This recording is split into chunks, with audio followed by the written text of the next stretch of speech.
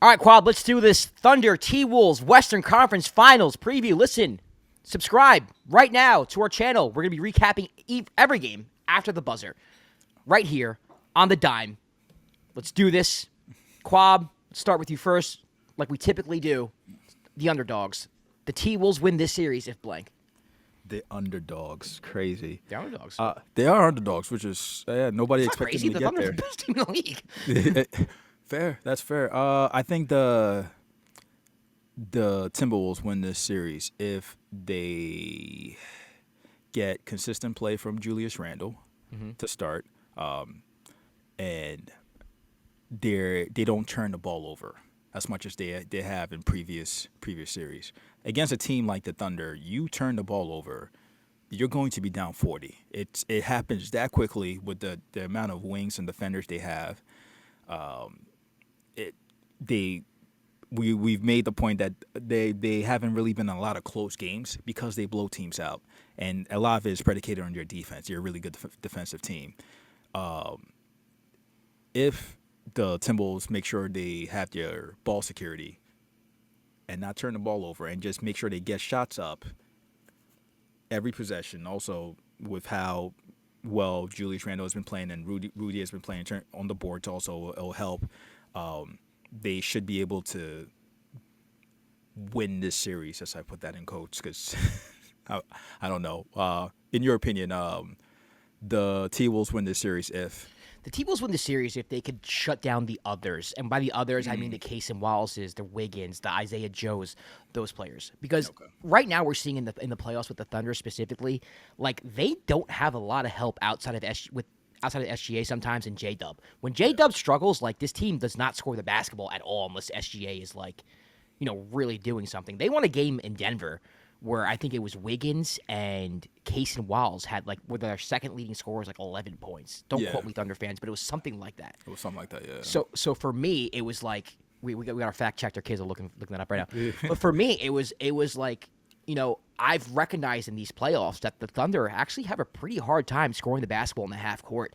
Caruso has been absolutely huge for them, and I don't think you're going to shut the faucet off with Caruso. But if Wiggins is not a factor in this series, if Case and Wallace is not a factor in this series, if Isaiah Joe doesn't have his typical, he has a game every once in a while where he has 6 threes. Yeah. I really think the Timberwolves really have a chance at this because outside of that, the depth of the Thunder, I don't really think the Oklahoma City Thunder have too many advantages on the offensive end. Yeah, you have SGA, but Jaden McDaniels is going to be on him, and I think he's going to give him some fits here. And you saw in these playoffs, I don't think the T-Wolves are going to go zone particularly, but we've seen SGA kind of force the issue here and there. That the Thunder, they're very good defensively. That's where they lean their hat on. But offensively, they kind of worry me, man. And if the T-Wolves can have a series, where their role players don't really go off, I don't know outside of, and I'll just get to it now, my X factor, outside of Jalen Williams, I don't know, where the offense comes from. So my X factor for this series is Jalen Williams, because if Jalen averages 25, 30 points on top of whatever SGA is giving you, then I think you can make up for that. He can't have duds like he had against the Nuggets. He has to be the all-star that everyone knows that he can be. He has to be what Jaylen Brown was last year to Jason Tatum in a sense, right? Like that 1A, 1B, I can carry you, I can win a finals MVP type player. That's what he has to be. That's how I think the Thunder win this series. You need a consistent J-Dub. Chet, he's another option here or there. I feel like they don't give him the ball enough. He's not someone you can just give the ball to and say, go to work. But, you can cut the faucet off with Isaiah Joe, and you can do the same thing with all these other role players. Jalen can get his own shot, and he can create his own shot, and he can turn the game on his own. If he's able to do that consistently throughout the series, then I'm very comfortable with OKC winning the series. At least my Minnesota Timberwolves X factor, and it's for the same reason. It's Julius Randle. And I don't know how, I guess you can throw Chet on him, but I do think they have an advantage there with Julius Randle. I think he can beat up Chet. I think he can score on Hartenstein. I think he can bring them outside in the perimeter. I think he can make plays for everybody else. Ant's going to get his. Jaden McDaniel's going to be in the corner shooting threes. I don't know how Rudy's going to fare in this scenario, but I do think the same thing with J-Dub. If Julius Randle can be the Julius Randle of the first 2 series that he was, I think that could take the Minnesota Timberwolves offense over the top. So for me, it's like it's the twos. It's like the Robins, we sort of say in this series. I think whoever they're not matched up against each other, but whoever plays better, I think they have a better shot at winning that series. And I gave you both my X factors, so my bad. I mean that's fine. Why don't you give me both of your X factors then? But you have exactly both my X factors. So we're the same ones. Yeah, we have the same ones. Okay, I think cool. on the Timberwolves side, I think the X factor is going to be Julius Randle.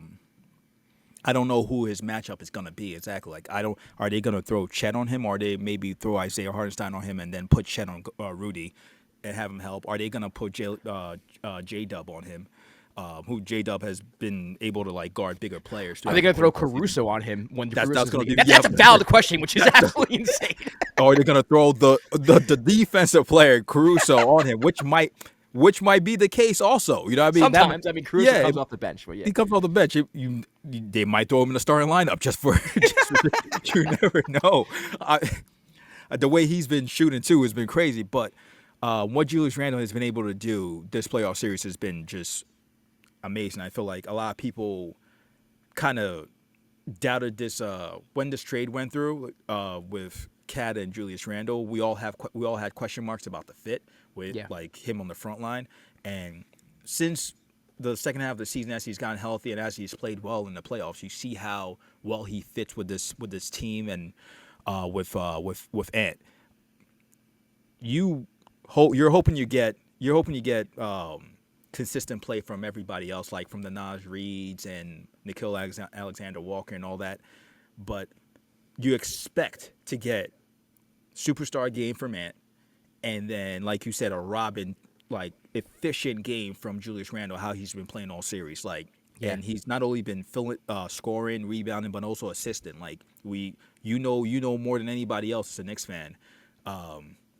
When Julius Randle is playing his best is when he's basically playing the point Julius position, where he drives, he kicks out, he finds open shooters. When he gets in the paint, really. When he gets exactly. He's either hitting that short midi or he's kicking out for three. Exactly. Yeah. And then if he has the one-on-one matchup and he's able to play bully ball, he's good money. And also, he's been shooting the heck out of the ball from three. Some of the shots he's been hitting has been ridiculous. So if he can keep that consistency, he's going to be a really big X factor of why the Timberwolves can win this series. Yeah. Also, the when I think of the Thunder's defense, and they're really freaking good, man. Yeah. But it's perimeter, right? It's perimeter oriented. It's not like they have players. I'm not saying that Hartenstein's not a good interior defender and Chet, same thing. But I'm more comfortable with a bully power forward getting into the paint and being rough. If there's a soft spot with this defense, it's that. It's not dancing on the perimeter. Mike Conley's not going to do anything in this series. I don't think. You know what I mean? Dante DiVincenzo, in my mind, I love him to death, but watching him this playoffs, unless he's hitting his open threes on drives and kicks, he's not going to do much. Ant's going to get his because he's Anthony.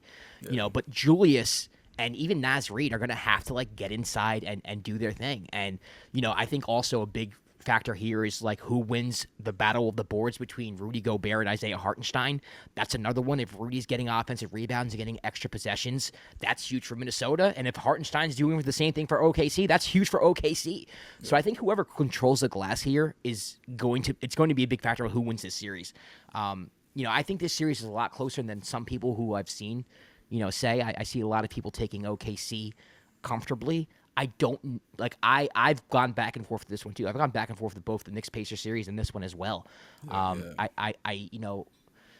a lot of talk about how if Steph wasn't hurt, maybe the Timberwolves don't win that series. We don't know. We don't know that yet. Yeah. But the fact is that they're here, and I do think they match up pretty well with an Oklahoma City team that they beat twice in the regular season. Now, granted, a lot of people were out during all these games, so it's kind of hard to tell.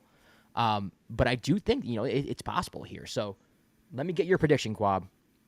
T-Wolves Thunder. What do you got?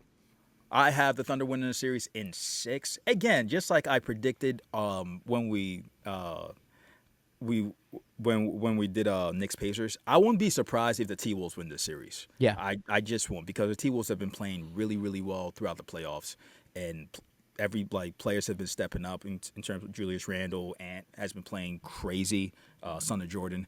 So to me, I think it's going to come down to if the Thunder play the right way and if their coach doesn't overcoach them out of games like he did a couple of times against the Nuggets. Yeah. Almost cost them the whole season. Yes, he did. Yes, he did. Who do you have winning this series? I'm going to take, man, I struggle with this one. I'm taking the Thunder in 7. In 7? Okay. I think it's going to be a lot closer than people think. Yeah. I think it's going to be a very close series. I'm very comfortable with what I said about Jalen Williams, and I think he's going to have a really good series. I think he's going to be really good for the Thunder this series. I think Julius is going to be just as good. I think, Gobert and Isaiah Hartenstein are going to cancel each other out on the boards. I think you're going to have games where Hartenstein dominates and games where Rudy dominates. SGA, I trust Ant more than I trust SGA in the clutch, even though SGA has won a clutch player of the year. His shot selection bothers me sometimes, man. You trust Ant more than you trust SGA in the clutch. I do. Wow. Okay. And when I say clutch, I mean fourth quarter, 5 minutes left to go, not just final shot of the game. Are you worried at all when the games that kind of the Timberwolves and Ant kind of just fall in love and chucking up threes? That's the reason why I don't necessarily want to take them. And that's the thing. I think if the T-Wolves are a little more disciplined, and if they didn't have these cold stretches that they have, I'd be more comfortable doing so. You can't, the Thunder are the best defensive team in the league, man. Yeah.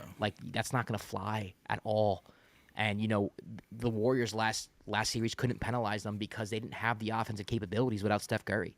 Now you're dealing with an OKC team that, it's not the best offensive team. They're not the Nuggets or, the Celtics or whatever, but, they do have players who can score the basketball. So I don't think they can afford to do that. I was trying to find ways to pick Minnesota, but I just can't. I'm going with the Thunder in 7. Yes, I'm with you. I was trying to find ways to pick Minnesota too, just because every time I've picked against them, they've shut me up. So yeah, I was trying to find ways to, but I'm with you on that. Just I feel like the Thunder are them being the best defensive team and being so good all season. Game 7 in OKC too, I think is a huge. Yeah, a huge thing too. The home advantage is real. So home court advantage is real. All right, listen, you can follow the Dime everywhere at the Dime NBA. Subscribe to the channel. We'll be here for the rest of the playoffs, for the NBA Finals, for the offseason. We're going to have a mock draft, which is going to be really fun, so stay tuned for that. A lot of NBA content here. You can follow me everywhere at Josh_Rodriguez_. He's Kwab at Kwab AKS. You can also catch us after the buzzer after these games, so stay tuned for that. Welcome if you're new, and if you're returning, it's nice to see you. Yeah. See you after game Leave some 1, comments, all that jazz, what I mean? All that. All right, buddy. Peace.